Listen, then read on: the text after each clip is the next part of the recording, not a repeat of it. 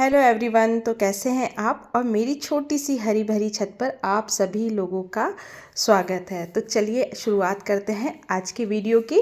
तो देखिए मौसम आ चुका है, मौसम में गर्माहट बिल्कुल शुरू हो चुकी है क्योंकि होली से पहले ही टेम्परेचर ऊपर जाने लग गया है।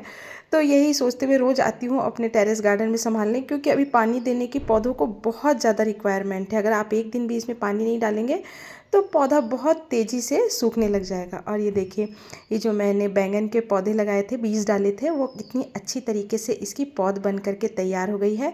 और ये मैंने सीडलिंग ट्रे में नहीं लगाई थी, मेरे पास ऐसी छोटी सी एक प्लास्टिक की बाल्टी रखती हूँ, उसी में मैंने ये बीज डाले थे। और आप देखिए कि मेरे पास कोकोपीट नहीं था, लेकिन नारियल आए थे मार्केट से, तो उन नारियल के छिलकों को मैंने अच्छी तरीके से धो करके कि ताकि उसमें से नमक निकल जाए, और उन छिलकों को सुखा करके रख रखा है। और उसी में थोड़ी सी मैंने मिट्टी मिला करके और इन बीजों को डाला था और एक्सपेरिमेंट किया था, क्योंकि मुझे एक्सपेरिमेंट टेरेस गार्डनिंग में करते रहने का शौक़ है। पता लगता है कि अच्छा क्या चीज़ हो सकती है और क्या नहीं हो सकती है। तो बीज डाले थे तो बीज की अच्छी तरीके से ग्रोथ हो चुकी है, पौध बहुत ही अच्छी तैयार हो चुकी है। और साथ ही में देखिए जो मैंने गोभी के पौधे लगाए थे, अब उनमें भी फूल बनने लग गए हैं। लेकिन मौसम में गर्माहट आ चुकी है तो फूल उतने अच्छे बनेंगे नहीं, लेकिन जितने भी बनेंगे। और अगर मान लीजिए गोभी ख़राब भी हो जाती है, अगर आपने गार्डनिंग कर रखी है या टेरेस गार्डनिंग कर रखी है, और अगर आपका भी गोभी का फूल ख़राब हो रहा है, आपको लग रहा है कि नहीं बनने की बात, पौधा ख़राब हो जाएगा, तो आप उनको बीज के लिए रहने दीजिए, क्योंकि ये मौसम अब बीज तैयार करने का आ चुका है। और देखिए थोड़े थोड़े टमाटर आने लग गए हैं, मतलब पकने लग गए हैं। पर टमाटर तो पक करके अब उतार पर है, सॉरी मैंने आपको बोला कि पकने लग गए, पक करके और उतार पर है। और पौधों में अभी भी इतने ज़्यादा टमाटर हैं कि लगता है कि जैसे बेर लगे हुए हैं इसमें। आप देखेंगे ना एक बार तो हरे हरे ऐसा लगेगा कि मोटे मोटे बेर लटके हुए हैं पौधों में। और मौसम में गर्माहट आ गई है तो पौधा सूखने लग गया है, लेकिन पौधों में अभी भी इतनी ज़्यादा फ्रूटिंग है। मैंने आपको बताया कि मैं राजस्थान में रहती हूँ, तो यहाँ का टेम्परेचर बहुत तेज़ी से बढ़ता है ऊपर, गर्मी का ग्राफ बहुत तेज़ी से भाग जाता है। और कुछ पौधों को, मतलब कुछ फलों को गिलहरियों का जो हिस्सा है उन्होंने भी अपना खाया है। चलिए कम से कम जो मैं टेरेस गार्डनिंग करती हूँ तो उससे जानवरों को भी कुछ ना कुछ मिलता रहता है।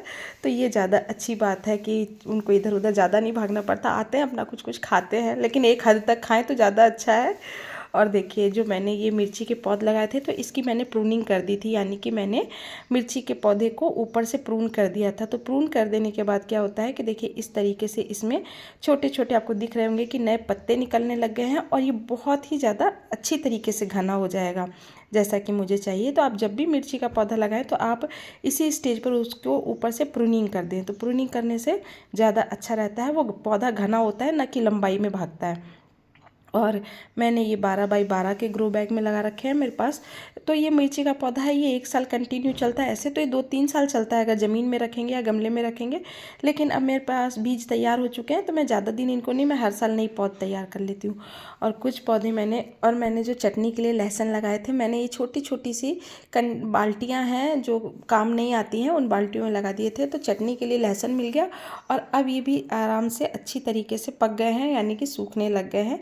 तो यही सोच रही हूँ कि अभी इनके कुछ पत्ते हरे हैं और कुछ सूखे हैं, तो अभी एक आध बार चटनी में और काम आ जाएगा। और देखूँगी छोटे छोटे से इसमें लहसुन तो बन ही जाएंगे, और अभी तो इतनी उखाड़ने की मेरे को कहीं ज़रूरत लग नहीं रही है। इसके बीच में जो मैंने थोड़े से सरसों के दाने डाले थे, वो सरसों के दाने निकल चुके हैं, यानी कि घर की फसल मेरी मुझे मिल चुकी है। इतने सरसों के दाने तो निकले ही हैं कि कम से कम मैं 10 बार सब्जी में तड़का लगा सकती हूँ। तो बस और क्या चाहिए, साग भी खा लिया, भाजी भी खा ली, और उसके बाद सरसों भी मिल गई। बताइए इससे अच्छा और क्या हो सकता है। और देखिए कुछ बीज मैंने डाले थे, तो ये जो लौकी के बीज डाले थे, तो लौकी तो निकल चुकी है, मतलब बीज इसका जर्मिनेट हो गया है। लेकिन इस बार क्या हुआ है, और देखिए बीज मैंने इनके बिल्कुल नहीं डाले थे, ये फ्रेंच बीन्स के बीज हैं। जो ये मैंने क्या मिट्टी भरी थी, तो जिन चीज़ों के बीज लगाए थे वो बिल्कुल नहीं हुए हैं। भिंडी के बीज मैंने 2 बार मार्केट से लगाए हैं, लेकिन एक पौधा उगा है। 15-15 बीज लगाए थे, लेकिन पौधा मात्र एक उगा है। और फ्रेंच बीन्स के बीज मैंने बिल्कुल नहीं डाले थे, ये कभी मिट्टी में दबे हुए होंगे, ये आसानी से निकल चुके हैं। तो यही है, नेचर है, कुछ भी किया कहा जा सकता है कि जिनको बीज लगाया वो बिल्कुल नहीं लगा है।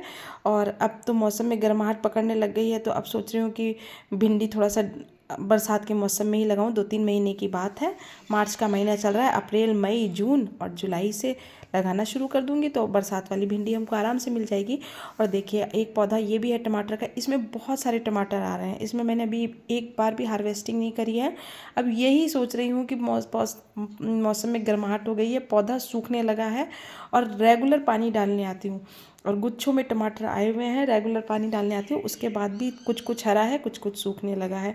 अब मैं तो अपनी जान से कोशिश ही कर सकती हूँ, और नहीं होगा, अगर लगेगा पौधा पूरी तरीके से सूखने लगा है तो जितने दिन हो सकेगा रखूँगी। उसके बाद इन टमाटरों को हार्वेस्ट करके कुछ टमाटर कच्ची टमाटर का ही बना लिया जाएगा।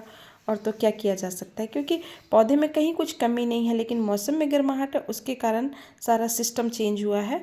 और साथ में देख लीजिए ये मेरी जो पत्ता गोभी है, फूल गोभी है, फूल गोभी भी अच्छी तरीके से बनने लग गई है। तो लग रहा है कि शायद एक बार तो मैं इसको खा ही लूँगी हाँ, तो इस तरीके से बचाव करके, और इसमें भी फूल बनने लग गए हैं। मतलब मैं इस बात से संतुष्ट हूँ कि अगर सब कुछ सही रहा और तो मैं नेक्स्ट ईयर जल्दी गोभी लगा दूँगी, तो मुझे गोभी आराम से मिल जाएगी। क्योंकि मैंने ये छोटे छोटे से पैकेट्स में लगा रखे थे। मेन बात ये थी कि मैंने पैकेट में इनको लगाया है, सीमेंट के पैकेट है, तो यही मुझे देखना था कि ये लगते हैं या नहीं लगते हैं, हो पाते हैं या नहीं पाते। तो इससे मुझे लग गया कि अभी ऑफ सीजन चालू हो चुका है, लेकिन गोभी की ग्रोथ बहुत अच्छी है। तो मतलब अगर आप 25-25 पौधे भी सीमेंट के कट्टे कहीं से जुगाड़ करके लगा देते हैं तो 50-60 पेड़ आपके लिए बहुत सफिशिएंट होते हैं। और इनको ज़्यादा मिट्टी की ज़रूरत नहीं होती है, हाँ, लेकिन आप लिक्विड फर्टिलाइज़र इसमें डालते रहें।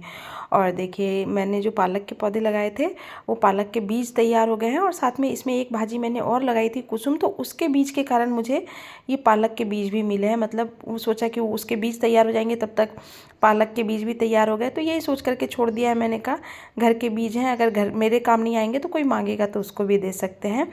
और अभी तो मुझे कंटेनर की ज़रूरत है नहीं, तो इसलिए मैंने इसको छोड़ दिया है। और आप देखिए कि मतलब गोभी की ग्रोथ इतनी अच्छी है, फल बने चाहे नहीं बने, लेकिन हेड इसका थोड़ा थोड़ा बनने लगा है। और आप ये देखिए, और ये पैकेट्स के अंदर है, ज़्यादा मिट्टी नहीं है, ज़्यादा कुछ नहीं है।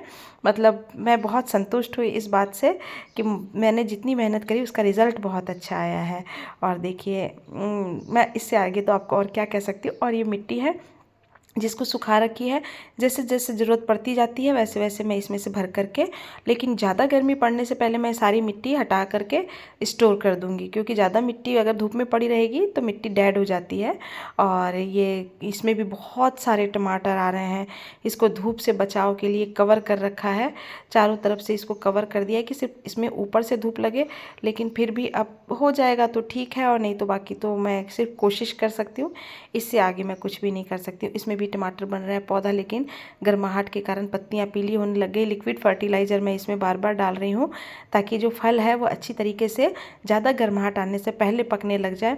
लेकिन अब जो फल का टाइम होता है वो तो उसी समय पकेगा, चाहे मैं कितनी भी कोशिश कर लूँ। और आप एक बार देखिए जो लिक्विड फर्टिलाइज़र मैं बना करके रखती हूँ, तो अभी मैंने कौन कौन सा लिक्विड फर्टिलाइज़र बना के रख रखा है। तो मैं आती हूँ और 4-5 दिन 6 दिन, अगर आप टेरेस गार्डनिंग करते हैं तो आपके मतलब गार्डन में इसका कलेक्शन तो होना ही होना चाहिए, यानी कि लिक्विड फर्टिलाइज़र तो होना ही चाहिए अगर आप अच्छे गार्डनर हैं। और अगर आप घर में गार्डनिंग करते हैं या टेरेस गार्डनिंग करते हैं, या आप सब्जियों वाली गार्डनिंग करते हैं या फ्रूट वाली करते हैं, या आप फलों मतलब फूलों वाली करते हैं, तो ये जो लिक्विड फर्टिलाइज़र है ये बहुत अच्छा होता है और आप ज़रूर बना के रखें। मेरी राय तो यही है। अभी तो मौसम में गर्माहट आएगी तो मैं कुछ और फर्टिलाइज़र बनाऊंगी, लेकिन अभी तो देखिए ये जो मैं घुमा रही हूँ ये सरसों की खल वाला फर्टिलाइज़र है।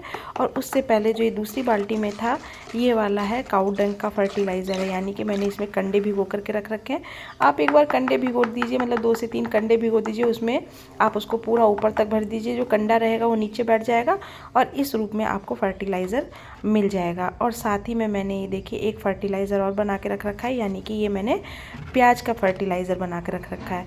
जो मेरे गुलाब के पौधों में इतनी ज़्यादा फ्रूटिंग आ रही है अभी के समय में, वो मैंने क्या किया था कि एक दिन 1 मग पानी लेकर के और उसमें 4 से 5 मतलब लगभग 1-2 लीटर में 1 मग पानी लेकर के और डाला था।